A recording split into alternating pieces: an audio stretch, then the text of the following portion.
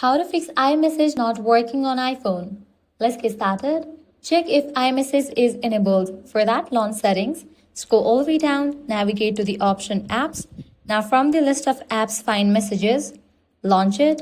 Make sure you have enabled for the option iMessage. In case you have disabled for this option, enable it. Next, ensure you are signed into Apple ID.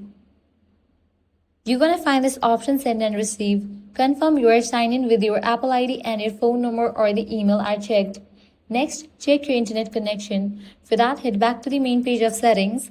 Now navigate to the option Wi-Fi. Click on the Wi-Fi network you are connected to. Forgo this network. Give a fresh restart to your router and then rejoin it. Also, you can switch between network, Wi-Fi and cellular data. Next, restart your iPhone. A simple reboot can often resolve temporary iMessage glitches. Next, check date and time. For that, navigate to the option General, scroll down, click on the option Date and Time. Enable for the option set automatically. Incorrect time settings may prevent iMessage from activating. Next up, sign out and sign in back to your Apple ID. For that, click on your Apple ID given at the very top. Click on Sign Out, wait for a few minutes and then sign in back.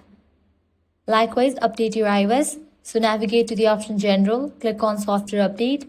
If any updates are available, just update your iOS to its latest version.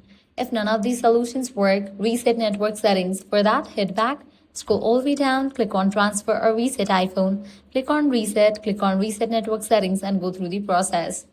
So these are some fixes for iMessage not working on your iPhone. If this guide helped you out, do not forget to like, share and subscribe.